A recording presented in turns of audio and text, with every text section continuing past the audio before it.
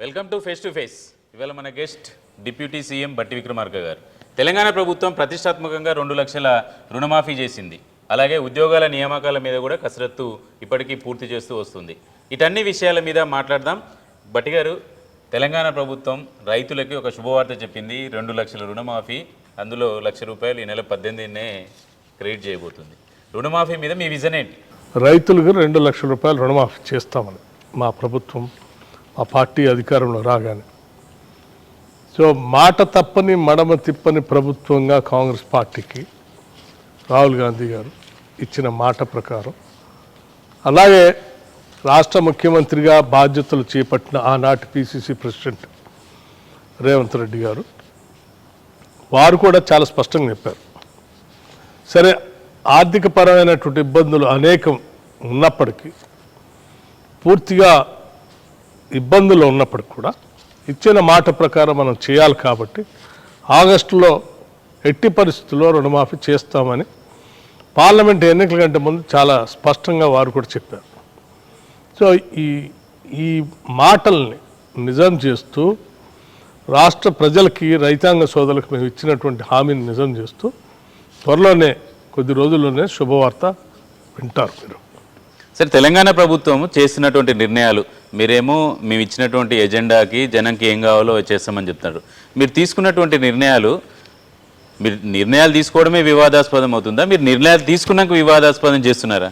చెప్పండి, ఏదైనా వివాదం అయిందో? రైతులకు రుణమాఫీకి సంబంధించి మొదట మీరు కొన్ని విధానాలు ప్రకటించారు, విధి విధానాలు. దాంట్లో రేషన్ కార్డుకు లింకు పెట్టారని, డిసెంబర్ లేనటువంటి వాళ్ళు, అర్థం పర్థం లేకుండా రాజకీయాలు చేస్తూ బతకాలనుకున్న వాళ్ళు మాట్లాడారు. రేషన్ కార్డు ఉన్నటువంటి వాళ్ళకే, అది కూడా వైట్ రేషన్ కార్డు ఉన్నటువంటి వాళ్ళకే చేస్తారు, మిగతా వాళ్ళకి అందరికి ఎగ్గొడతారని ఒక తప్పుడు ప్రచారం మాట్లాడారు. గతంలో ఆనాటి ప్రభుత్వం ఏ విధానాన్ని అయితే ఆధారంగా చేసిందో టీఆర్ఎస్ పార్టీ, అదే విధానాన్ని మేము పాటిస్తున్నాం తప్ప కొత్తగా ఇంకేది మార్చి దాన్ని యాడ్ చేసి దీన్ని యాడ్ చేసి చేయట్లే. తప్పనిసరిగా స్టాండర్డ్స్ ఏమున్నాయో దానికి అనుగుణంగా చేస్తాం. అయితే కుటుంబం ఒక యూనిట్గా తెలియటం కోసం రాష్ట్రంలో రేషన్ కార్డుని ఆధారంగా చేసుకుంటారు కాబట్టి బ్రాడ్గా దాంట్లో మెన్షన్ చేశారు. అంటే రైతాంగ సోదరులుగా ఉండి, కుటుంబాలుగా ఉండి రేషన్ కార్డు ఎవరికైనా లేకుండా ఉంటే వాళ్ళకి ఇవ్వరా అనే ఒక తప్పుడు ప్రచారం చేయడం కోసం అటువంటిది వెళ్ళలేదు. అంటే దానికి ఇంకొక అనుబంధ ప్రశ్న, దానికి కూడా చేస్తారు. దాంట్లో కూడా ఒకే కుటుంబానికి 2 లక్షలు చేస్తారా, లేదంటే కుటుంబంలో 2 రైతులకి, ఒక తండ్రికి 2 లక్షలు రుణము? గతంలో ఎట్లా ఉంది? గతంలో ప్రభుత్వాలు ఇంతకుముందు చేసినప్పుడు ఒక కుటుంబానికి 2 లక్షల రూపాయలు రుణమాఫీ చేస్తామని చెప్పారు, అంతే కదా? ఎలక్షన్ కు ముందు కాంగ్రెస్ పార్టీ చెప్పింది ఒకటి, ఎలక్షన్ తర్వాత ఏం చెప్పారు? ఎగవేత ధోరణిలోనే కాంగ్రెస్ పార్టీ ఉంది అనేది టీఆర్ఎస్.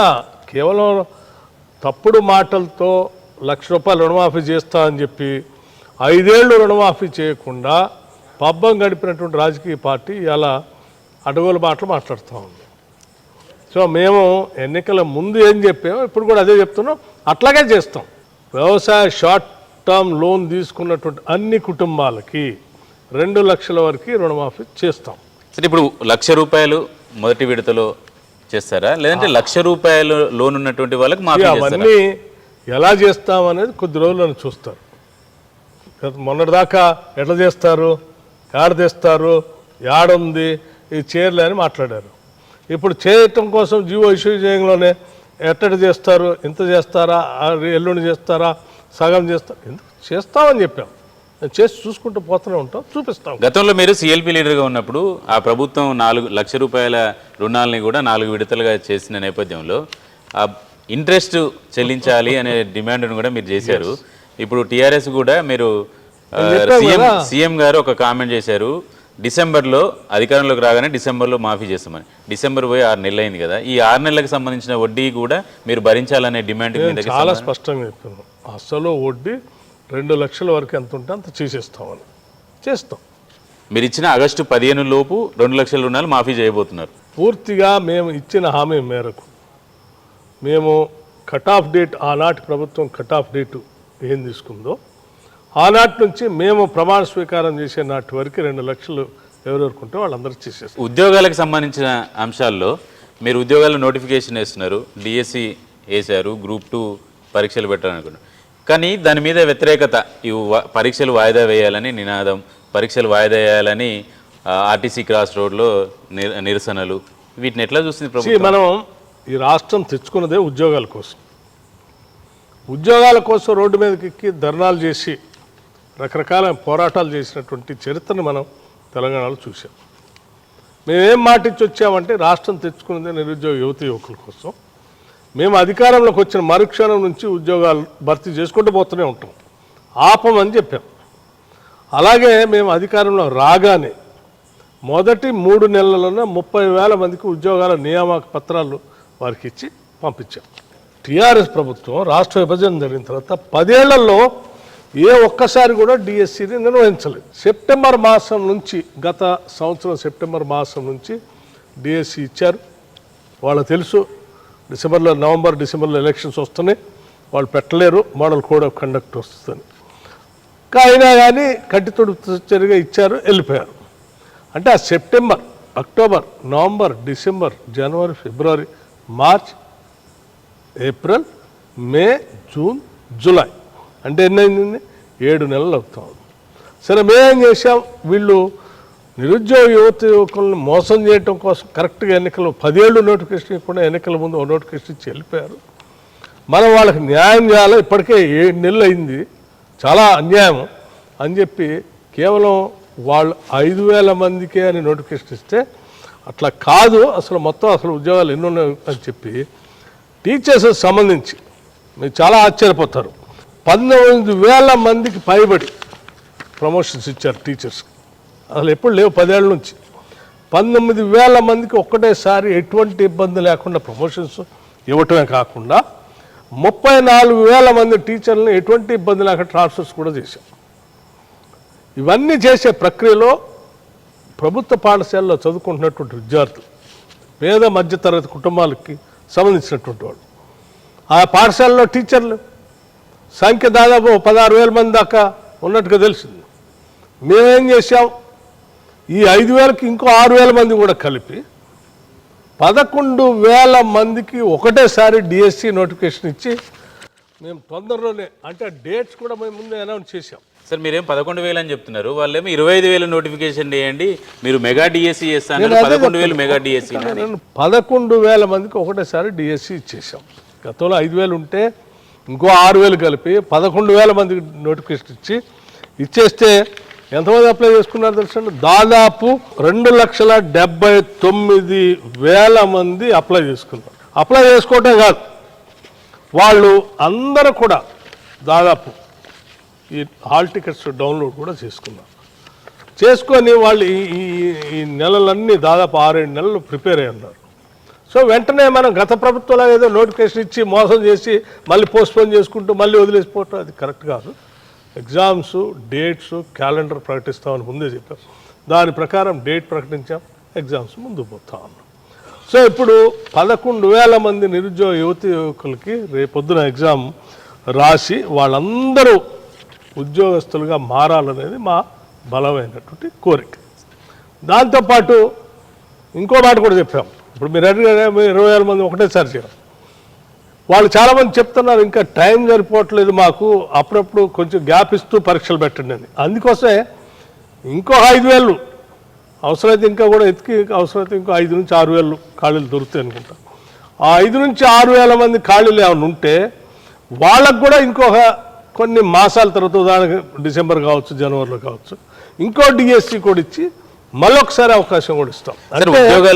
అంటే ఒక్క నిమిషం, ఇందులో ఎవరైనా మిస్ అయి ఉంటే ఇంకా మళ్ళీ ఇంకోసారి గట్టి ప్రిపేర్ అయ్యి ఆ పరీక్షలో కూడా పాల్గొని మళ్ళీ టీచర్ల ఉద్యోగాలు పొందవచ్చు. 10 ఏళ్ళు 10 మందిని కూడా రిక్రూట్ చేయని టీఆర్ఎస్ నాయకత్వం వాళ్ళు బయటకు వచ్చి టీచర్ల గురించి మాట్లాడుతారు. సిగ్గు ఉండాలి కదా. నిరుద్యోగులు ఉద్యోగాలని వేయడానికి వెంటనే ఎగ్జామ్ పెట్టమని డిమాండ్ చేస్తారు, కానీ ఎందుకు ఇక్కడ ఎగ్జామ్స్ని పోస్ట్పోన్ చేయండి, సంఖ్యను పెంచండి, ఒకేసారి నోటిఫికేషన్ ఇవ్వాలని ఎందుకు వస్తుంది? విద్యార్థులు చాలామంది, అంటే చాలా ఉద్యోగాలు వస్తూ ఉన్నాయి. కొద్దిమంది ఎందుకు అడుగుతున్నారో తెలియదు.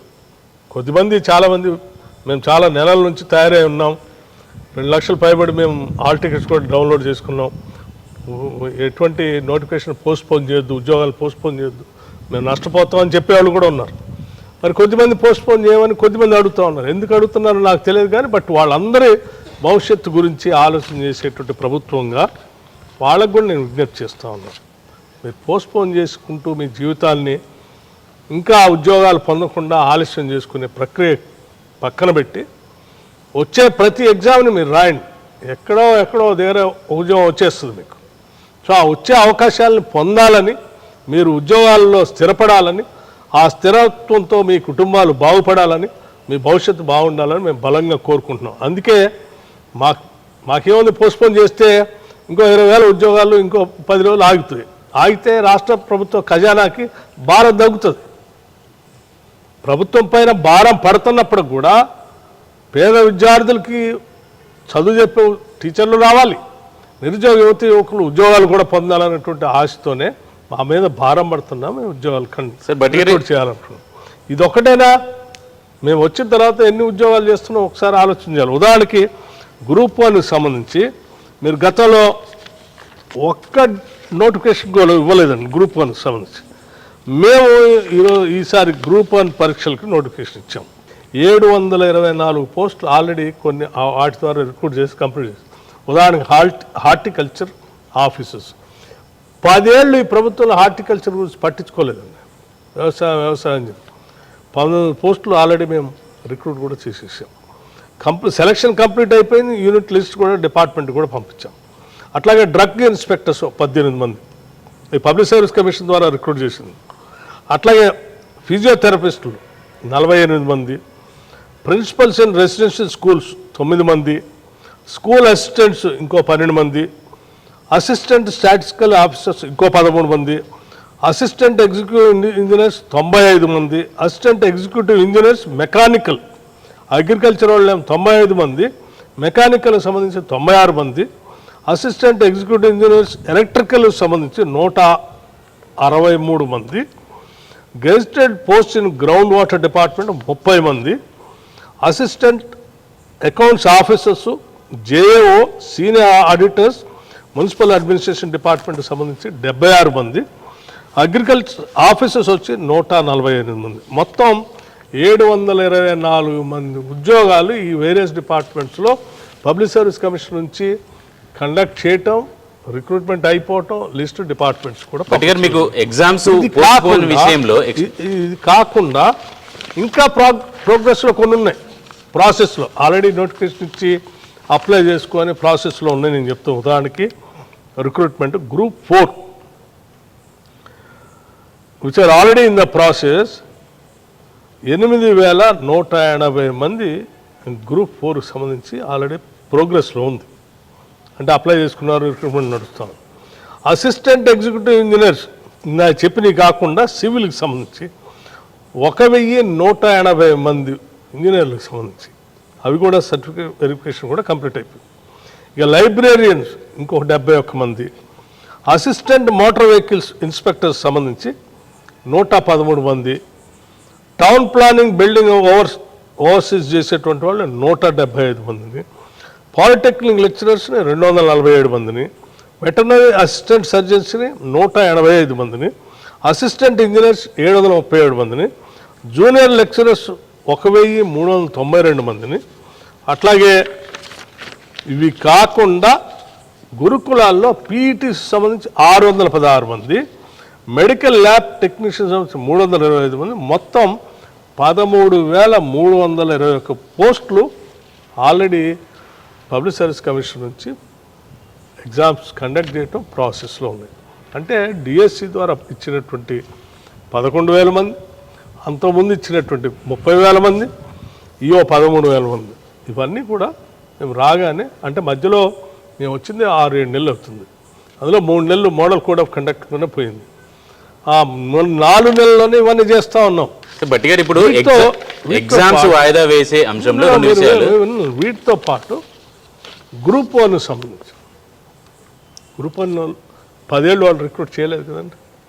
వాళ్ళు తెచ్చుకుందే ఉద్యోగాల కోసం కదా. ఉస్మానియా యూనివర్సిటీ విద్యార్థులు ఎంఫిల్ చదివి, పిహెచ్డీలు చదివి, పీజీలు చేసి గ్రూప్ 1 పరీక్షలు వేద్దామని కూర్చొని అలసిపోయి వయసు కూడా అయిపోయి ప్రమాదంలో పడితే మేమేం చేసాము, మీరు జస్ట్ నోటిఫికేషన్ ఇచ్చి వదిలిపెడితే అది కరెక్ట్ కాదు, ఉద్యోగాలు అందించాల్సిందే అని చెప్పి 563 పోస్టులు, గ్రూప్ 1 పోస్టులు ఈ రాష్ట్రాలు 19 ఫిబ్రవరి నాడు 2024 నాడు నోటిఫికేషన్ ఇచ్చాం.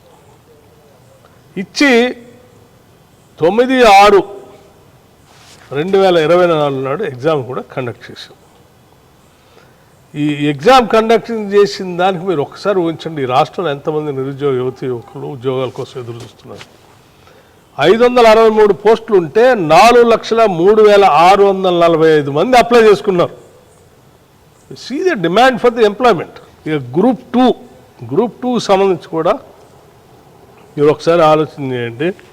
ఇది అనౌన్స్ చేసినటువంటి పోస్టులు సంబంధించి 783 పోస్టులు ఉంటే 5,51,943 మంది దీనికోసం అప్లై చేసుకున్నారు. ఎప్పుడు 2022 నాడు వీళ్ళు నోటిఫికేషన్ ఇస్తే 2022 నుంచి ఈ 2024 వరకు ఒట్టి నోటిఫికేషన్ ఇచ్చి వదిలేసి 3 సార్లు పోస్ట్పోన్ చేశారు.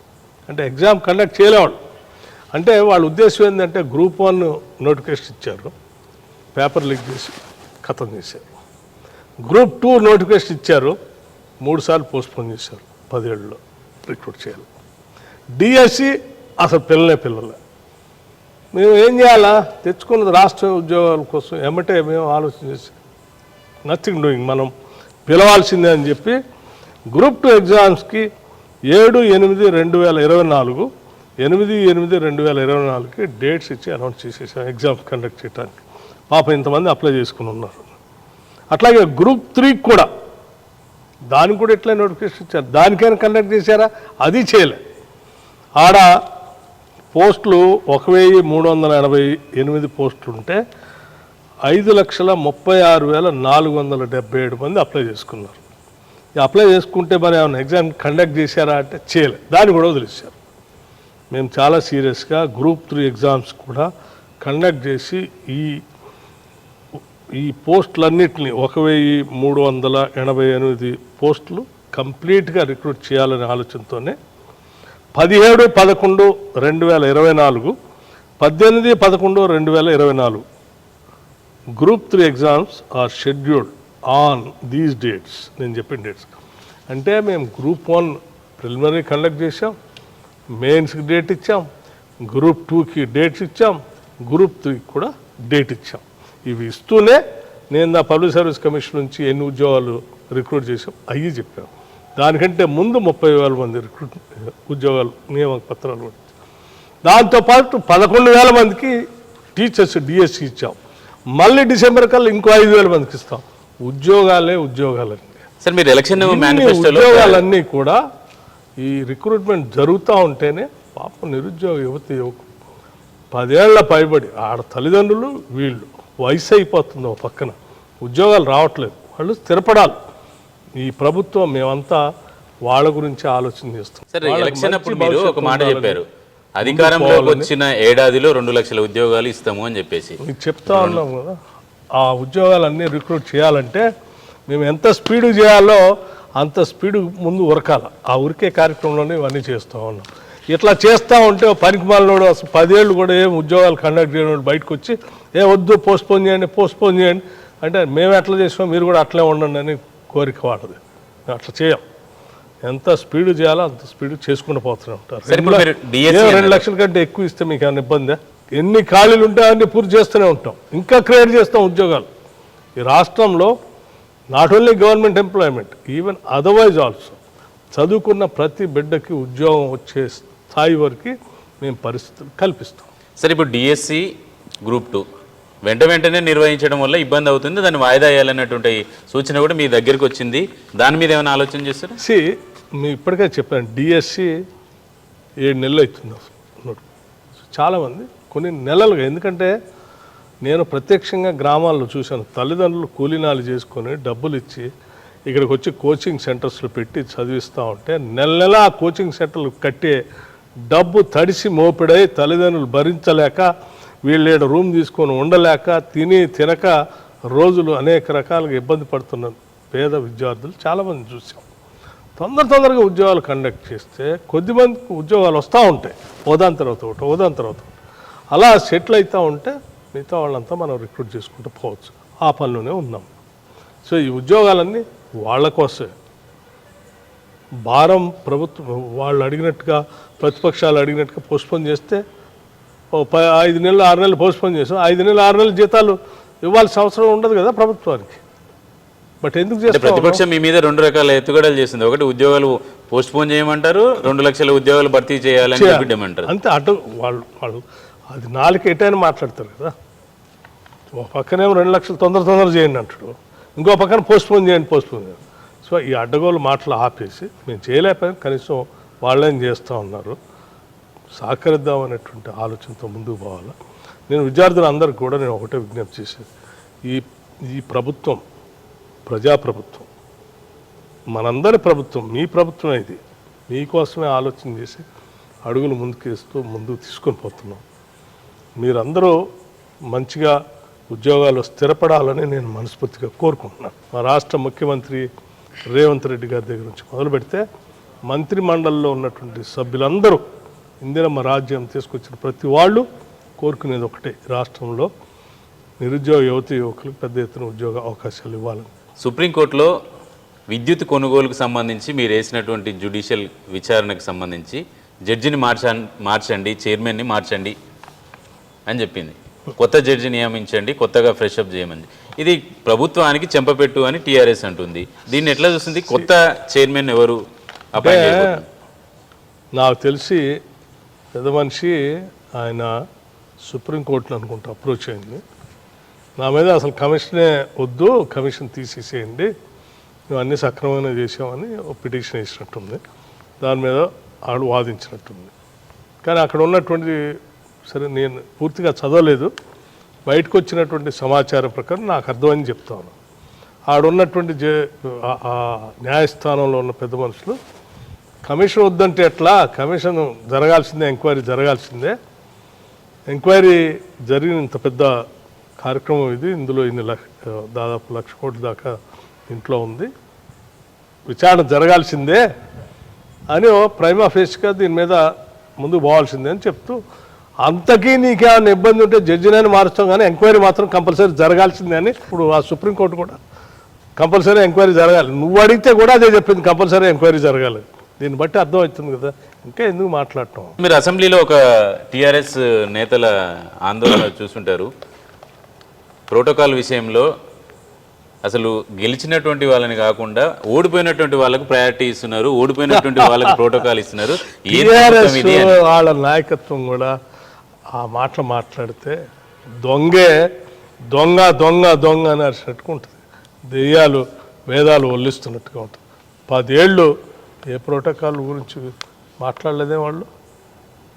10 ఏళ్ళు ప్రతిపక్షంలో నేను కూడా శాసనసభ్యుడిగా ఉన్నాను, నాతో పాటు చాలామంది శాసనసభ్యులు ఉన్నారు. ఎన్ని అవమానాలు తెలియనియా మీకు? రాష్ట్రం అంతా చూసింది కదా. వాళ్ళు కూడా ఈరోజు వచ్చి ప్రోటోకాల్ గురించి మాట్లాడితే ఎట్లా? ఇది మీరు చెప్తున్నారు కదా సార్, ప్రజాపాలన చాలా కక్షలు కార్పణ్యాలు ఉండవు అని చెప్పారు. మిమ్మల్ని అవమానించారు కాబట్టి మీరు ఇప్పుడు వాళ్ళని అవమానిస్తారా? వాళ్ళలాగా మేము చేస్తున్నాం అని చెప్పట్లా, వాళ్ళ మాట్లాడేది అంటున్నాను నేను. వాళ్ళ స్థాయి మేము దిగజారిపోయి అట్లా ప్రవర్తించాం. మేము ప్రజాస్వామ్యాన్ని నమ్ముతాం, ప్రభుత్వం ఉండాలి, ప్రతిపక్షం కూడా ఉండాలని కోరుకుంటాం. ఇది డిప్యూటీ సీఎం బట్టి విక్రమార్క గారితో ఫేస్ టు ఫేస్. మరో నాయకుడితో ఫేస్ టు ఫేస్లో మళ్ళీ కలుద్దాం. నమస్తే.